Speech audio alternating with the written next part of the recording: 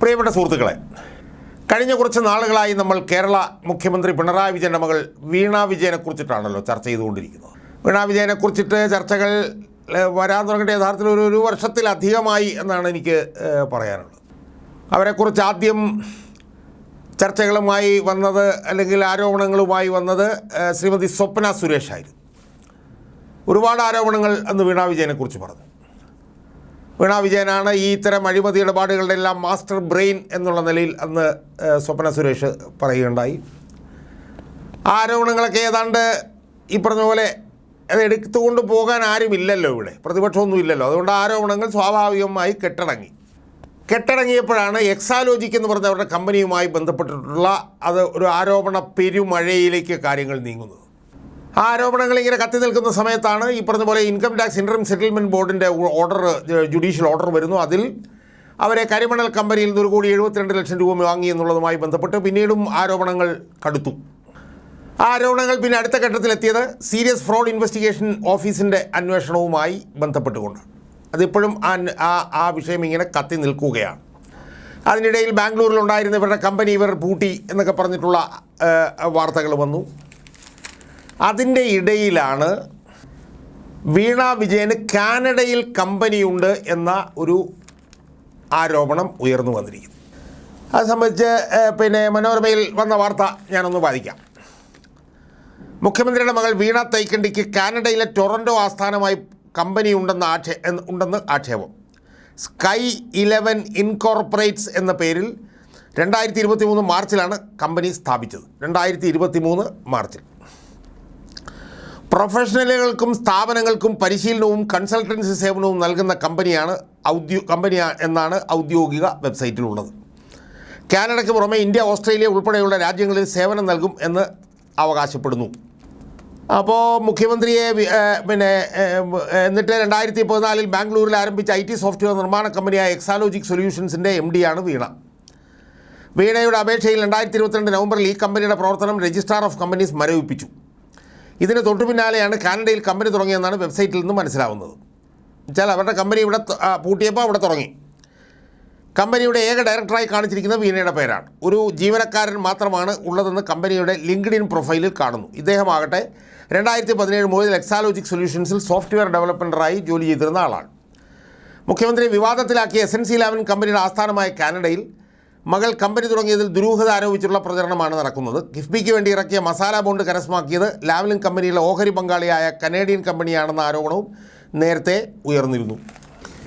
അപ്പോൾ ഇതാണ് പിണറായി വിജയൻ്റെ മകൾ വീണ വിജയനുമായി ബന്ധപ്പെട്ട് വന്നിരിക്കുന്ന പുതിയ ഒരു ആരോപണം. അപ്പോൾ എന്തുകൊണ്ടാണ് പിണറായി വിജയൻ്റെ മകൾ കാനഡയിൽ ഒരു കമ്പനി തുടങ്ങിയത് എന്നുള്ള വിഷയം നമ്മൾ ഗൗരവമായി പരിഗണിക്കേണ്ടത് തന്നെയാണ്. അതിൻ്റെ ഏറ്റവും പ്രധാനപ്പെട്ട വിഷയം എന്താണെന്ന് വെച്ച് കഴിഞ്ഞാൽ പിണറായി വിജയൻ്റെ മകളെക്കുറിച്ചിട്ട് ഇവിടെ ആരോപണങ്ങൾക്ക് മുകളിൽ ആരോപണ പെരുമഴയാണ് കേരളത്തിൽ ഇവിടെ ഇങ്ങനെ നടന്നുകൊണ്ടിരിക്കുന്നത്. ഞാൻ നേരത്തെ പറഞ്ഞ പോലെ സ്വപ്ന സുരേഷ് ആരോപണം ഉന്നയിച്ചു. പിന്നെ എക്സാലോജിക്കുമായി ബന്ധപ്പെട്ട ആരോപണങ്ങൾ വന്നു. ആരോപണങ്ങളുടെ ഒരു ഘട്ടത്തിൽ അതിൻ്റെ ബാംഗ്ലൂരിലെ കമ്പനി ഓഫീസ് പൂട്ടി. ആ ഓഫീസ് പൂട്ടിയതിനെ തുടർന്ന് തൊട്ടു പിന്നാലെ കാനഡയിൽ ഇവരൊരു കമ്പനി ആരംഭിക്കുന്നു. സുഹൃത്തുക്കളെ, അതിൽ സ്വാഭാവികമായിട്ടും അതിൽ ദുരൂഹതയുണ്ട് എന്നുള്ള കാര്യത്തിൽ യാതൊരു സംശയവുമില്ല. കാരണം മുഖ്യമന്ത്രിയുടെ മകളാണിവർ. മുഖ്യമന്ത്രിയുടെ മകളെ നടത്തിയിട്ടുള്ള ബിസിനസ് സംരംഭവുമായി ബന്ധപ്പെട്ടുകൊണ്ട് ഗൗരവതരമായിട്ടുള്ള ആരോപണങ്ങൾ കേരളത്തിൽ നിലനിൽക്കുകയാണ്. ആ ആരോപണങ്ങൾ നിലനിൽക്കുന്നത് ശരിക്കും മുഖ്യമന്ത്രിയെയും മുഖ്യമന്ത്രി നയിക്കുന്ന പാർട്ടിയെയും ഗവൺമെൻറ്റിനെയും എല്ലാം പ്രതിരോധത്തിലാക്കിയിരിക്കുകയാണ്. വീണ വിജയൻ്റെ കമ്പനി എക്സാലോജിക്കുമായി ബന്ധപ്പെട്ടുകൊണ്ട് സീരിയസ് ഫ്രോഡ് ഇൻവെസ്റ്റിഗേഷൻ ഓഫീസിൻ്റെ അന്വേഷണം ത്വരിതഗതിയിൽ നടന്നുകൊണ്ടിരിക്കുകയാണ്. ആ അന്വേഷണവുമായി ബന്ധപ്പെട്ടുകൊണ്ട് അവരെ ചോദ്യം ചെയ്യാനുള്ള സാധ്യത പോലും നിലനിൽക്കുകയാണ്. അങ്ങനെ അവരുടെ എക്സാലോജിക് എന്ന് പറഞ്ഞ കമ്പനി വലിയ തോതിലുള്ള ആരോപണ മുൾമുനയിൽ നിൽക്കുമ്പോൾ, ആ കമ്പനിക്കെതിരെ ആരോപണ പെരുമഴ നിലനിൽക്കുമ്പോൾ, അവരുടെ ആയിട്ടുള്ള മുഖ്യമന്ത്രി ഇതുമായി ബന്ധപ്പെട്ട് പ്രതിരോധത്തിൽ നിൽക്കുമ്പോൾ, അതിനിടയിൽ തന്നെ ഇവർ കാനഡയിൽ ഒരു സ്ഥാപനം തുടങ്ങിയെന്ന് പറയുമ്പം അതിലെങ്ങനെയാണ് സുഹൃത്തുക്കളെ ദുരൂഹതയില്ല എന്ന് പറയാൻ കഴിയുന്നത്? അതിൽ ഈ പറഞ്ഞ പോലെ അവരൊരു വലിയ ബുദ്ധിശാലിയും സോഫ്റ്റ്വെയർ രംഗത്ത് വലിയ പരിചയസമ്പത്തുമൊക്കെ ഉള്ള ഒരു വലിയ ബിസിനസ്സുകാരിയായിരുന്നുവെങ്കിൽ നമുക്ക് മനസ്സിലാക്കാം. പക്ഷേ അവർ വെറും മൂന്നാം തരക്കാരിയായിരുന്നു എന്നാണ് ഞാൻ മനസ്സിലാക്കുന്നത്. അപ്പോൾ അടുത്ത് ഞാൻ ഈ വീഡിയോ ചെയ്യുന്നതിന് മുമ്പ് തൊട്ട് മുമ്പ് എനിക്ക് കിട്ടിയൊരു വിവരം എന്ന് പറഞ്ഞാൽ അവർ മാതാ അമൃതാനന്ദ മന്ദിപ്പയുടെ കോയമ്പത്തൂരിലെ കോളേജിൽ പഠിക്കുമ്പോൾ ഏറ്റവും മോശം നിലവാരം പുലർത്തിയിരുന്ന ഒരു വനിതയാണെന്ന്. അവർ 2004 മുതൽ 2010 വരെ ഞാൻ നോക്കുകയായിരുന്നു. 2004 മുതൽ 2010 വരെ ഒറാക്കിൾ എന്ന് പറഞ്ഞ കമ്പനിയിൽ കൺസൾട്ടൻ്റ് ആയിരുന്നു. ആർക്ക് വേണമെങ്കിലും കൺസൾട്ടൻ്റ് ആവാം.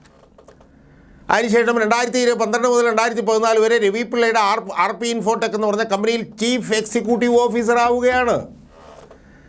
കൺസൾട്ടൻസിയിൽ നിന്ന് ചീഫ് എക്സിക്യൂട്ടീവ് ഓഫീസർ സ്ഥാനത്തേക്ക് വരിക. അത് പിണറായി വിജയൻ്റെ മകളാണെന്നുള്ളതുകൊണ്ട് നമുക്കറിയാമല്ലോ. അതല്ലാതെ പറ്റില്ലല്ലോ. ഈ 10-25 വർഷമൊക്കെ പ്രവർത്തിച്ച് കഴിഞ്ഞിട്ടാണ് ചീഫ് എക്സിക്യൂട്ടീവ് ഓഫീസറാണ്. അതിനുശേഷം 2014 മുതൽ 2021-22 വരെ അവർ എക്സാലോജിക് എന്ന് പറഞ്ഞ കമ്പനിയിൽ പ്രവർത്തിക്കുന്നു. അവിടെയൊക്കെ തന്നെ പ്രവർത്തിക്കുമ്പോഴും അവരുടെ കഴിവ് കൊണ്ടല്ല, അവരുടെ അച്ഛൻ്റെ കഴിവ് കൊണ്ടാണ് കോടികൾ അവരുടെ കമ്പനിയിലേക്ക് വന്നെന്നുള്ള കാര്യങ്ങളൊക്കെ ഇപ്പോൾ ഇത് ഉറപ്പായി കഴിഞ്ഞു. അപ്പോൾ സ്വാഭാവികമായും കാനഡയിൽ അവർ കമ്പനി തുടങ്ങുമ്പോൾ അത് അവരുടെ കഴിവ് കൊണ്ട് തുടങ്ങുന്ന കമ്പനിയാണ് എന്ന് നമുക്ക് ഊഹിക്കാൻ വയ്യ, അങ്ങനെ നിരീക്ഷിക്കാൻ വയ്യ. രണ്ട്, ഞാൻ നേരത്തെ പറഞ്ഞതുപോലെ അവരുടെ കമ്പനിയുമായി ബന്ധപ്പെട്ടുകൊണ്ട് കേരളത്തിൽ വളരെ ഗുരുതരമായ ആരോപണങ്ങൾക്ക് അവരും അവരുടെ അച്ഛനും അവരുടെ അച്ഛൻ്റെ പാർട്ടിയും അച്ഛൻ്റെ ഗവൺമെൻറ്റും ഒക്കെ തന്നെ ആരോപണങ്ങളുടെ മുൾമുനയിൽ നിൽക്കുമ്പോൾ അവർ കാനഡയിൽ ഒരു പുതിയ സ്ഥാപനം തുടങ്ങിയെന്ന് കേൾക്കുന്നത് തന്നെ നമ്മളെ സംബന്ധിച്ചിടത്തോളം ഞെട്ടിക്കുന്ന സംഭവമല്ലേ സുഹൃത്തുക്കളെ. ഇവിടെ എക്സാലോജിക്ക് പൂട്ടുന്നു, അവർ കാനഡയിൽ പോയി എന്താണ് സ്കൈ 11 ഇൻകോർപ്പറേറ്റ്സ് എന്ന് പറഞ്ഞ സ്ഥാപനം തുടങ്ങുന്നു. ഇവിടെ ഇത് പൂട്ടിയ ഉടനെ തന്നെ അവിടെ തുടങ്ങുകയാണ്.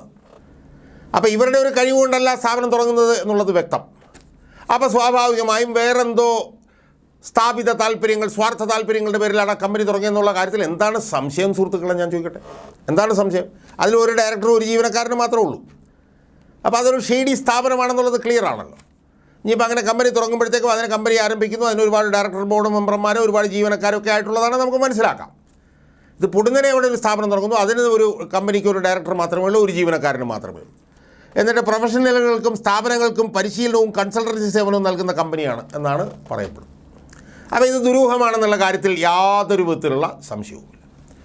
ഇനി ദുരൂഹത വർദ്ധിപ്പിക്കുന്ന വേറെ പല ഘടകങ്ങളും അതിനകത്തുണ്ട്. അതിലൊരു പ്രധാനപ്പെട്ട ഘടകം കാനഡ എന്ന് പറഞ്ഞ രാജ്യമാണ്. കാനഡ എന്ന് പറഞ്ഞ രാജ്യത്താണ് SNC ലാവ്ലിൻ എന്ന് പറഞ്ഞ കമ്പനി ഉണ്ടായിരുന്നത്. ആ കമ്പനിയുമായി ബന്ധപ്പെട്ടുകൊണ്ടാണ് വലിയ അഴിമതി ആരോപണങ്ങൾക്ക് പിണറായി വിജയൻ വിധേയനായത്.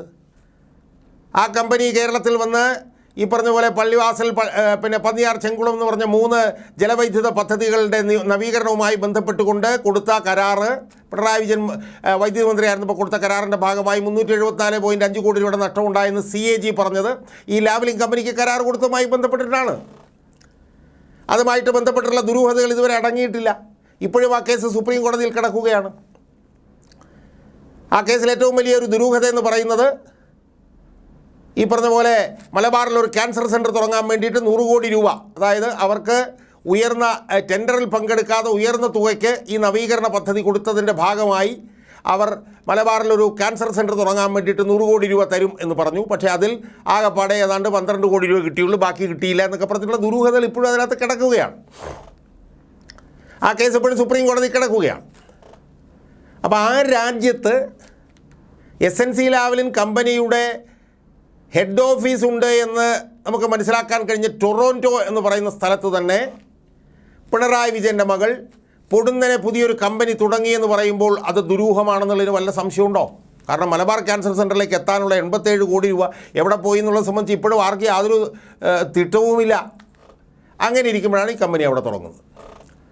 ഈ കമ്പനിയുമായി പിണറായി വിജയൻ ഇപ്പോഴും ബന്ധം നിലനിർത്തുന്നുണ്ട് എന്നുള്ള നിലയിലുള്ള ആരോപണങ്ങളുണ്ട്.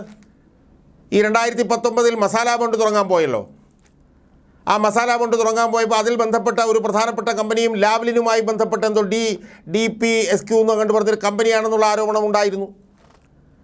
അപ്പോൾ പിണറായി വിജയൻ ആ കമ്പനിയുമായി ബന്ധം നിലനിർത്തിക്കൊണ്ടിരിക്കുകയാണ് എന്നുള്ള ആരോപണം അന്തരീക്ഷത്തിലുണ്ട്. രണ്ട്, പിണറായി വിജയനെ ഇത്തരത്തിലുള്ള ഇൻ്റർനാഷണൽ റാക്കറ്റുമൊക്കെയായി ബന്ധപ്പെടുത്തി കൊടുത്ത ദിലീപ് രാഹുലൻ എന്ന് പറഞ്ഞിട്ടുള്ള ഒരു ഉദ്യോഗസ്ഥൻ ഈ ലാവ്ലിൻ കരാറുമായി ബന്ധപ്പെട്ടുകൊണ്ട് അതിൻ്റെ അഴിമതി ഇടപാടുകൾ നടത്തുമ്പോൾ SNC ലാവ്ലിനിൽ ഉന്നതമായ സ്ഥാനത്തിരിക്കുകയാണ്. അയാൾ പിന്നീട് പസഫിക് കൺട്രോൾസ് എന്ന് പറഞ്ഞിട്ടൊരു സ്ഥാപനം തുടങ്ങിയെന്നും അപ്പോൾ അതുമായി ബന്ധപ്പെട്ടും ലാവ്ലിനുമായി ബന്ധപ്പെട്ടും പിണറായി വിജയൻ്റെ കള്ളപ്പണമൊക്കെയായി ബന്ധപ്പെട്ടുകൊണ്ട് പിന്നെ വിഷയങ്ങൾ ഉയർന്നു വന്നിട്ടുണ്ട് എന്നുള്ളത് നമ്മൾ നേരത്തെ കേട്ടിരുന്നു. അപ്പോൾ ഇതിൻ്റെയൊക്കെ പശ്ചാത്തലത്തിൽ പിണറായി വിജയൻ്റെ മകൾക്കെതിരെ കേരളത്തിൽ അതിഗുരുതരമായിട്ടുള്ള ആരോപണങ്ങൾ ഉയർന്നു വരുമ്പോൾ ആ ആരോപണങ്ങളിൽ നിന്ന് രക്ഷപ്പെടാൻ ശ്രമിക്കുന്നതിന് പകരം ആ ആരോപണങ്ങൾ ശക്തമായി നിലനിൽക്കുന്നതിനിടയിൽ തന്നെ പിണറായി വിജയൻ്റെ ഒരു കഴിവുമില്ലാത്ത മൂന്നാം തരക്കാരി മാത്രമായിട്ടുള്ള വീണ തൈക്കണ്ടിയിൽ കാനഡയിൽ SNC ലാവലിൻ്റെ കേന്ദ്ര ഓഫീസ് നിലനിൽക്കുന്ന ടൊറോൻറ്റോയിൽ പോയി ഒരു സ്ഥാപനം തുടങ്ങി എന്ന് പറയുമ്പോൾ സ്വാഭാവികമാണ് അത് ദുരൂഹത മാത്രമാണ്. അതിൽ ആരും തർക്കവുമില്ല. എന്നിട്ട് അവിടെ ഒരു ഡയറക്ടർ ഒരു ജീവനക്കാരനേ ഉള്ളൂ. പക്ഷേ പ്രൊഫഷണലുകൾക്കും സ്ഥാപനങ്ങൾക്കും പരിശീലനവും കൺസൾട്ടൻസി സേവനം നൽകുന്നവർ ഇത് ആരാണ് നൽകുന്നതെന്ന് അറിയത്തില്ല. കാരണം ആ സ്ഥാപനത്തിൽ ഒരു ജീവനക്കാരൻ മാത്രമേ ഉള്ളൂ സുഹൃത്തുക്കളെ. അപ്പോൾ ഇതിൽ നിന്ന് ചില നിരീക്ഷണങ്ങളിലേക്ക് നമുക്ക് എത്താതെ വയ്യ. ആ നിരീക്ഷണമായിട്ട് ഞാനിപ്പോൾ ഇവിടെ എൻ്റെ പ്രേക്ഷകരുടെ മുന്നിൽ വെക്കുന്നത്, ഇത് വിദേശത്ത് പിണറായി വിജയൻ പാർക്ക് ചെയ്തിട്ടുള്ള അനധികൃത പണം, ആ പണം പാർക്ക് ചെയ്യാൻ വേണ്ടി ആരംഭിച്ചിട്ടുള്ള ഒരു ഷെൽ കമ്പനിയാണ് എന്നുള്ള ആരോപണമാണ് ഞാൻ ഉന്നയിക്കുന്നത്. Shell company. കാരണം പിണറായി വിജയനുമായി ബന്ധപ്പെട്ട് ഒരുപാട് ആരോപണങ്ങൾ നമ്മൾ കേൾക്കുന്നു.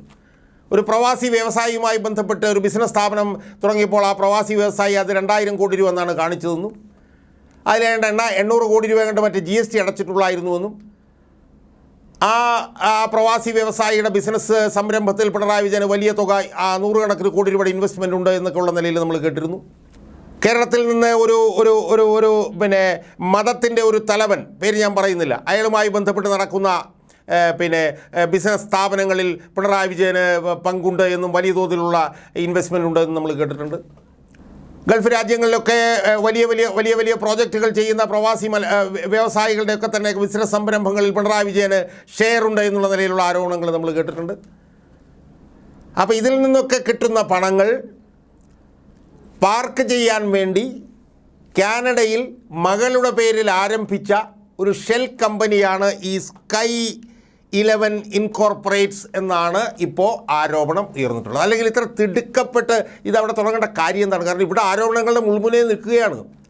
സ്വാഭാവികമായ ആരോപണങ്ങളുടെ മുൻമുനയിൽ നിൽക്കുമ്പോൾ ആരോപണങ്ങളിൽ നിന്ന് എങ്ങനെയെങ്കിലും രക്ഷപ്പെടാൻ ശ്രമിക്കുന്നതിന് പകരം ഇവിടെ പൂട്ടിയ ഉടനെ തന്നെ അവിടെ തുടങ്ങുന്നു, ഒരു പ്രവർത്തനവുമില്ല. അപ്പോൾ ഇത് ഷെൽ കമ്പനിയാണ് എന്നുള്ള ഒരു ആരോപണമാണ് ഞാനിവിടെ ഉന്നയിക്കുന്നത്.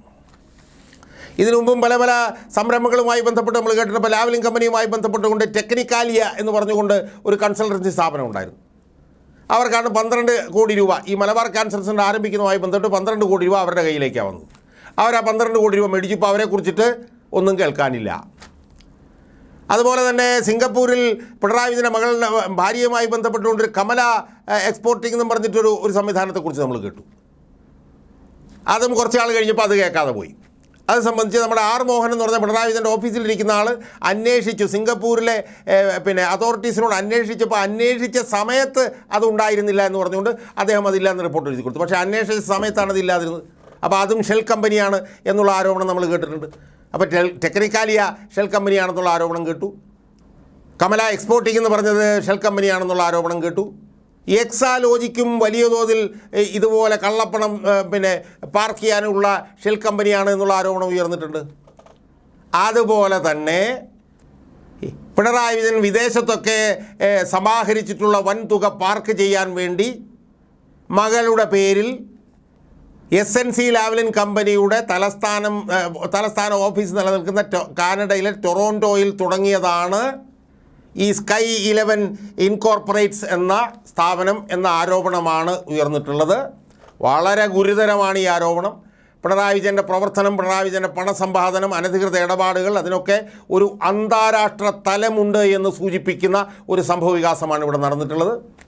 ഈ സ്ഥാപനം ഇപ്പോൾ ആരംഭിച്ചതിൻ്റെ പശ്ചാത്തലം വളരെ ദുരൂഹമാണ്. ഞാൻ നേരത്തെ പറഞ്ഞതുപോലെ അതിഗുരുതരമായിട്ടുള്ള ആരോപണങ്ങൾക്ക് വിധേയമായി മകൾ നിൽക്കുമ്പോൾ മകൾ ആരോപണങ്ങളിൽ നിന്ന് എങ്ങനെയെങ്കിലും തടിയൂരാൻ ശ്രമിക്കുന്നതിന് രക്ഷപ്പെടുന്നതിന് പകരം ആ മകൾ കാനഡയിൽ പോയി ഒരു സ്ഥാപനം തുടങ്ങിയെന്ന് പറയുമ്പോൾ അത് ദുരൂഹമാണ്. അത് പിണറായി വിജയൻ്റെ അന്താരാഷ്ട്ര ബന്ധങ്ങൾ വഴി ഉണ്ടാക്കിയിട്ടുള്ള പണം നിക്ഷേപിക്കുന്നതിന് വേണ്ടിയിട്ടുള്ള ആരംഭിച്ചിട്ടുള്ള ഷെൽ കമ്പനിയാണ് എന്നുള്ള വളരെ ഗുരുതരമായിട്ടുള്ള ആരോപണമാണ് ഇപ്പോൾ പൊതുമണ്ഡലത്തിൽ നിന്ന് ഉയരുന്നത് എന്നാണ് എനിക്ക് സൂചിപ്പിക്കാനുള്ളത്.